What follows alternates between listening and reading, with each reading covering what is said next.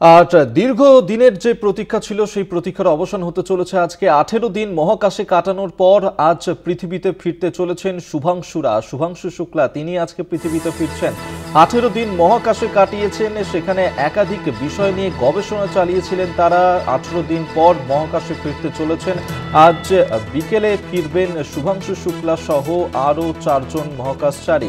Space x ড্রাগনে চেপে শুভাংশু সহ আরও 4 জন তারা আজকে ফিরতে চলেছেন মহাকাশ থেকে। আপনারা জানেন যে যে গবেষণার জন্য তারা সেখানে গিয়েছিলেন এবং সেই গবেষণা চালানোর পর স্পেস এক্স ড্রাগনে চেপে আজ শুভাংশুরা তারা ফিরতে চলেছেন পৃথিবীতে। আমরা এই নিয়ে আরও বিস্তারিত জানবো। সরাসরি এই মুহূর্তে নিউজ রুম থেকে আমাদের সঙ্গে রয়েছেন আমাদের পলিটিক্যাল এডিটর আশিস চট্টোপাধ্যায়। আশিস দা, দেখো, এখন অধীর অপেক্ষা, আর কি বলা যাবে। স্পেস এক্স ড্রাগন তা দ্রুত গতিতে ভারতের বায়ুমণ্ডলের দিকে এগিয়ে আসছে এবং সেটা সফলভাবে এখনো পর্যন্ত আসছে। তাতেই রয়েছেন শুভাংশু সহ 4 জন মহাকাশচারী, যারা সেখানে গিয়ে নানান বৈজ্ঞানিক পরীক্ষা নিরীক্ষা করেছেন। পরীক্ষা নিরীক্ষা হয়েছে যেমন ফিজিক্স, কেমিস্ট্রি, বায়োলজির ওপরে, তেমনি পরীক্ষা হয়েছে বটানি এবং সাইকোলজির ওপরে। আমরা যেটা জানতে পেরেছি যে ওখানে ইন্টারন্যাশনাল স্পেস স্টেশনে, যেখানে অভিকর্ষ প্রায় শূন্য, যেখানে মানুষ শূন্যে ভেসে বেড়াতে পারে, সেইখানে মানুষের মানসিক স্বাস্থ্য কেমন থাকে তা নিয়ে পরীক্ষা নিরীক্ষা হয়েছে। অত্যন্ত আকর্ষণীয় এই পরীক্ষার কি ফলাফল সেটা আমরা নিশ্চয়ই জানতে পারবো আস্তে আস্তে। সেখানে মানুষের ঘুম কেমন হয়, মানুষের মেজাজ কেমন থাকে, মানুষের স্মৃতি বুদ্ধি কেমন থাকে, এসব নিয়ে পরীক্ষা নিরীক্ষা হয়েছে। মানসিক স্বাস্থ্য নিয়ে পরীক্ষা নিরীক্ষা হয়েছে। আরেকটি খুবই আকর্ষণীয় যে পরীক্ষা তারা করেছেন সেটা হচ্ছে যেখানে অভিকর্ষ প্রায় শূন্য, অর্থাৎ পৃথিবী যে আকর্ষণে আমাদের বেঁধে রাখে সেই আকর্ষণ প্রায় শূন্য। এইরকম ইন্টারন্যাশনাল স্পেস স্টেশনে কি বীজ থেকে ছোট্ট গাছের চারা অঙ্কুরিত হতে পারে? অঙ্কুরোদ্গম হয়ে যদি ছোট্ট চারা তৈরি হয় তাহলে তা কি বেঁচে থাকতে পারে? যদি মাটি, জল বা অন্যান্য যে উপাদান লাগে গাছের জন্য সেগুলো দেওয়া হয় তাহলেও কি অভিকর্ষ না থাকার কারণে গাছের মৃত্যু হতে পারে? এই সমস্ত বিষয় নিয়ে অত্যন্ত আকর্ষণীয় পরীক্ষা নিরীক্ষা হয়েছে ইন্টারন্যাশনাল স্পেস স্টেশনে। সেই সব পরীক্ষা নিরীক্ষা করেছেন শুভাংশু এবং তার 3 সঙ্গী। এবং যেটা জানা যাচ্ছে যে ইন্টারন্যাশনাল স্পেস স্টেশনে খুব ছোট্ট চারা তারা তৈরি করতে পেরেছেন। বীজ থেকে, গাছের বীজ থেকে চারা তৈরি করতে পেরেছেন।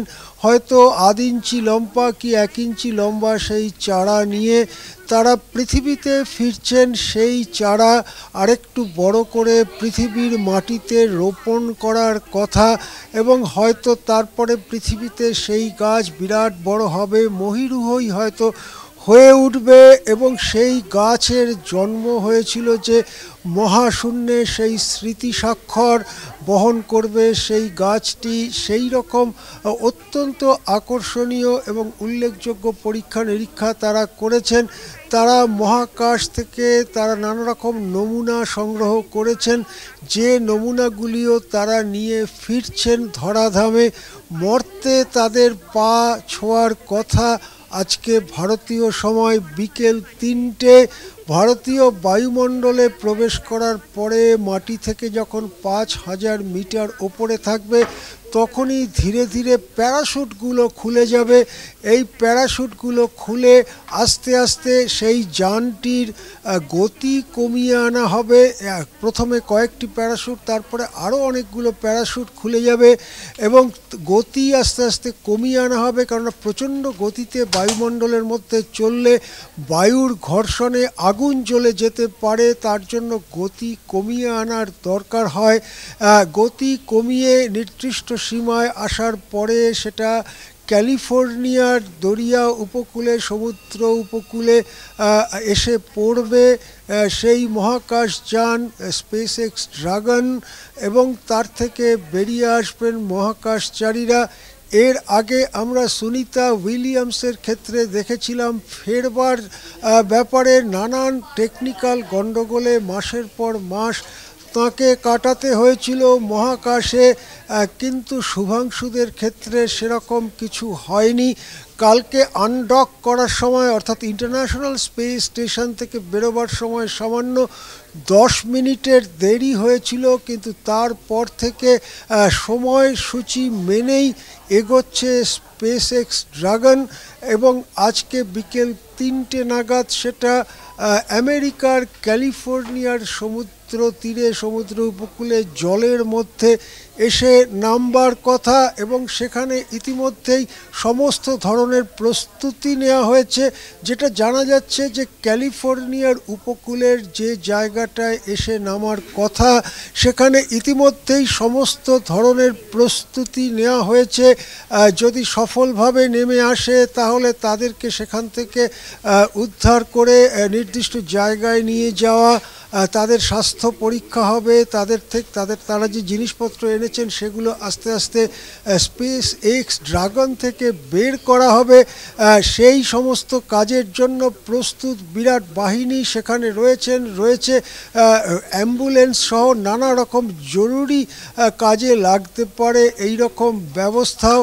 এখন কেবলই সময়ের অপেক্ষা। প্রায় 12টা বাজতে চলল, দুপুর 12টার কাছাকাছি আমরা। আর 3 ঘন্টার মধ্যেই মর্তে ফিরছেন মহাকাশ থেকে শুভাংশু আর তার 3 সঙ্গী। ধন্যবাদ আপনাকে। এতক্ষণ আমরা সরাসরি কথা বলছিলাম নিউজরুম থেকে। আমাদের সঙ্গে ছিলেন আমাদের পলিটিক্যাল এডিটর আশিস চট্টোপাধ্যায়।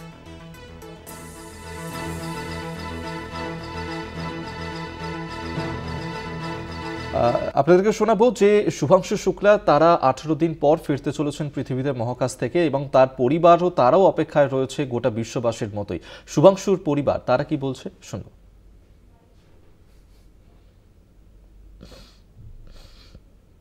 पूरा गर्व है, हमारे पूरी फैमिली को गर्व है, और हम चाहते हैं कि हमारा बेटा जो है ये इतना बड़ा मिशन पूरा करके वापस हो रहा है, तो हम लोगों को तो बहुत गर्व ही है। हम लोगों को तो अपने को तो इतना गौरवान्वित महसूस कर रहे हैं, शायद ही लाइफ में इतना बड़ा अचीवमेंट हमने अपनी लाइफ में नहीं कभी महसूस किया जितना बच्चे की सफलता पर मुझे आज हो।